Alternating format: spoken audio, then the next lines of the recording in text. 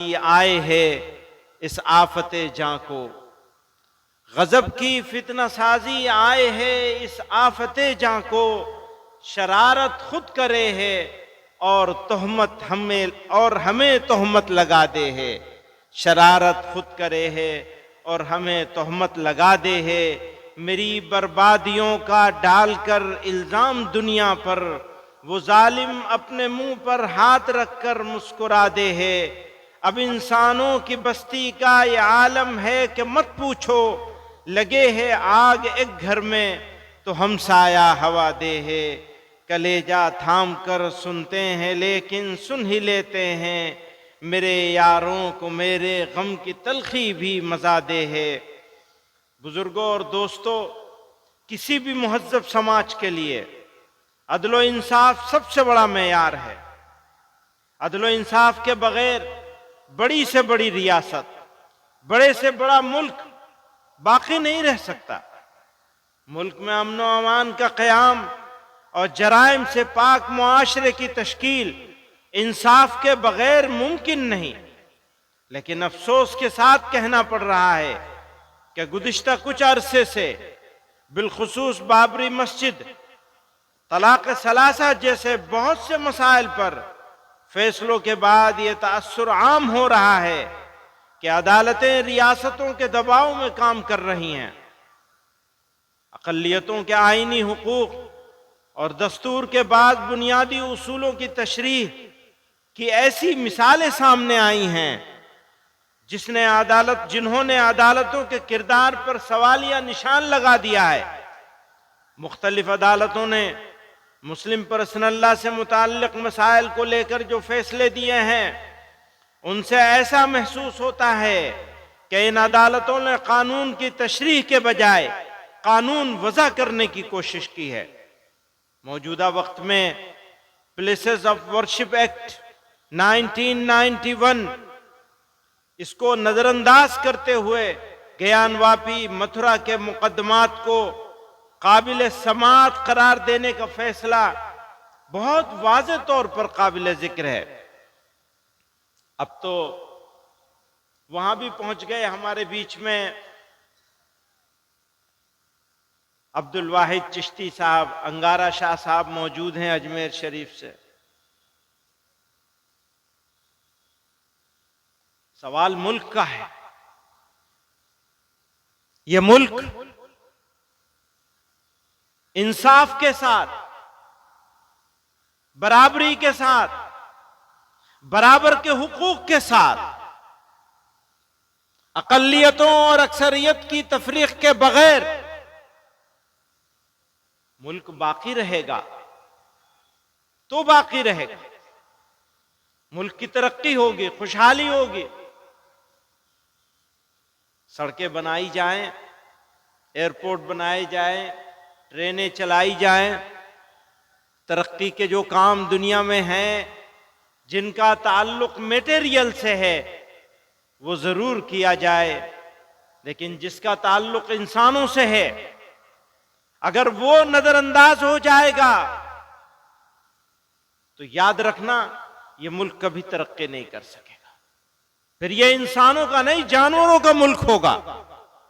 अगर बराबरी नहीं होगी, अगर इंसाफ नहीं होगा,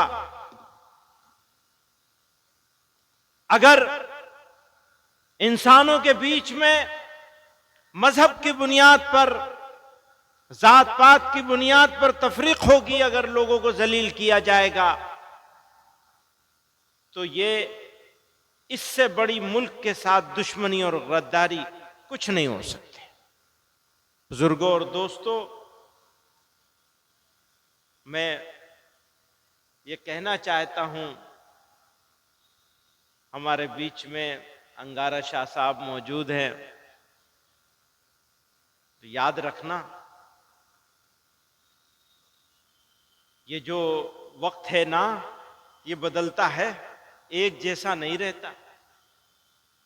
आज अगर रात है, अंधेरा है, तो हमेशा नहीं रहेगा। सुबह तो होगी जरूर। सुबह तो जरूर होगी, हमारा यकीन है। इसलिए घबराने की, मायूस होने की कतई जरूरत नहीं है। मैं औकाफ के ऊपर यह कहना चाहता हूं, वक्फ एक दीनी मामला है। मुसलमान आखिरत की सवाब की गरज से अपनी जायदाद वक्फ करते हैं। याद रखिए, यह औकाफ किसी बादशाह या किसी हुकूमत की मिल्कियत नहीं, ये 100% मुसलमानों की वक्फ करदा जायदादें हैं। हमारे मुल्क में वक्फ जायदादों की कसरत इस बात पर दलालत करती है कि दीन इस्लाम ने इंसानों की खैरख्वाही और फलाह बहबूद पर किस कदर जोर दिया है। मुसलमानों ने किस फराख दिली के साथ अल्लाह की रजा और सदक़े जारिया के लिए अपनी जायदादें वक्फ की हैं। यह वक्फ हमारे बुजुर्गों की विरासत है। आज इसे हम इस तरह जाय होते नहीं देख सकते। हम दिहाइयों से इसके खुर्द बुर्द होने, इस पर नाजायज कब्जा और तसल्लुत होने की शिकायत करते रहे हैं। जमीयत उलमा हिंद ने हुकूमतों से बारहा मुतालबा किया है कि वक्फ जायदादों का इंतजाम और इंसराम SGPC के तर्ज पे किया जाए, लेकिन हुकूमतों ने कोई तवज्जो नहीं दी और वक्फ की बदहाली का तमाशा देखते रहे। बुजुर्गों और दोस्तों, इस पर मजीद जुल्म यह हुआ कि मौजूदा हुकूमत इस तरह की तरमीम करना चाहती है कि नाजायज कब्जा करने वालों का कब्जा आसान हो जाए और जिन्होंने कब्जे नाजायज कर रखे हैं उनका तसल्लुत मुकम्मल हो जाए। बुजुर्गों और दोस्तों, ये जो प्रोपेगेंडा किया जा रहा है ना कि जहां पे उंगली रख देंगे वो हो जाएगी, ये झूठा प्रोपेगेंडा है। अपनी ही जायदादें, इनके अपने वजीर ने इसी मर्तबा के सेशन में ये बात कही है कि इतनी जायदादें औकाफ की जो हैं वो लोगों ने कब्जे कर रखे।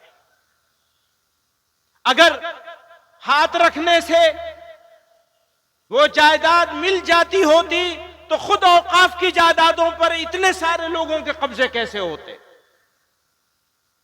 वो जो मैंने शेर पढ़ा था ना कि शरारत खुद करे है और हमें तोहमत लगा दे है, वो तो भाई कब्जे तुमने करवा रखे हैं।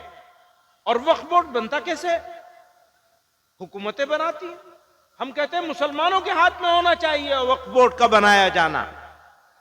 आपने जो मौजूदा कानून है उसके हिसाब से आपने उन जायदादों का इंतजाम करने के लिए जो सूबाई औकाफ बनाए हैं जितने, और सेंट्रल वक्फ काउंसिल भी, वो सब हुकूमतें बनाती, हुकूमतों के बनाए हुए औकाफ के साथ।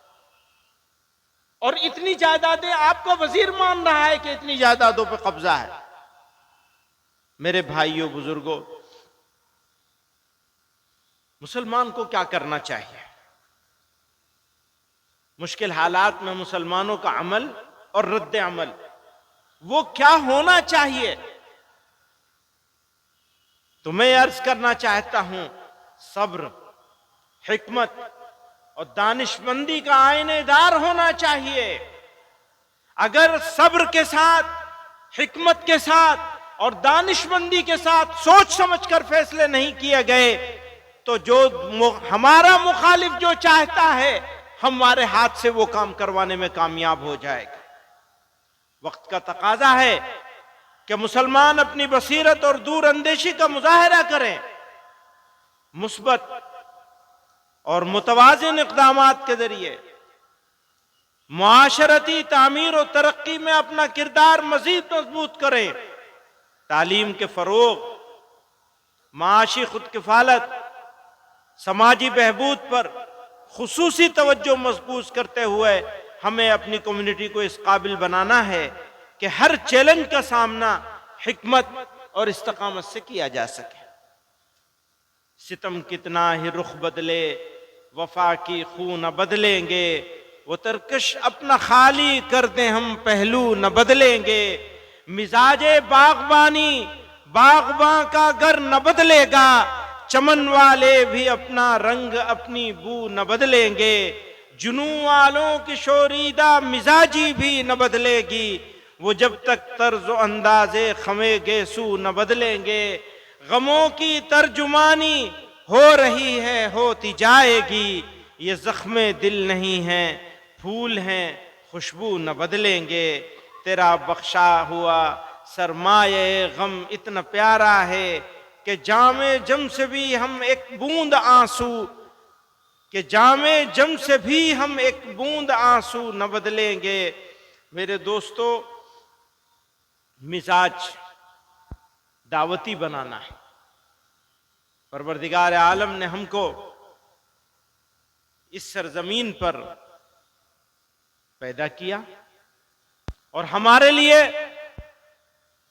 ये इनाम है उसका करम है, उसकी मेहरबानी है कि उसने इस सरजमीन पर हमको पैदा किया। हो सकता है हम किसी ऐसी सरजमीन पर पैदा होते जहां सब एक तरह के लोग होते, हमारे जैसे लोग होते। अल्लाह ताला ने हमको इस मुख्तलिफ ख्याल, मुख्तलिफ अकायद के सरजमीन पर पैदा फरमाया और हमारे लिए इस सरजमीन को मैदान अमल बना दिया। ये अफसोस और दुख की नहीं, बल्कि खुशी, मुसर्रत और शुक्रगुजारी का मौका है। हमें यहां मौका मिला है अल्लाह और उसके रसूल सल्लल्लाहु अलैहि वसल्लम की इताअत के जरिए इस्लाम की हक्कानियत और इस्लाम की दावत पहुंचाने का। जरूरत इस बात की है कि मिजाज दावती हो, अदावती न हो। आज देखने में यह आया है कि कुछ लोग, कुछ जमातें, कुछ तंजीमें और हमारे बिरादरान वतन में भी थोड़े पॉलिटिकल फायदे के लिए लोग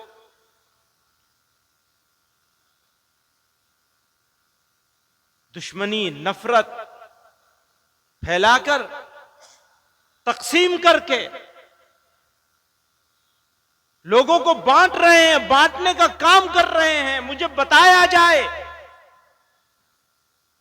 कि अगर इस मुल्क में बसने वाले लोग बटेंगे, बांटे जाएंगे, तो मुल्क के साथ दोस्ती होगी या दुश्मनी होगी। इससे बड़ी गद्दारी कुछ हो नहीं सकती कि एक तबके को अलग कर दिया जाए, अलग थलग कर दिया जाए, महरूम करने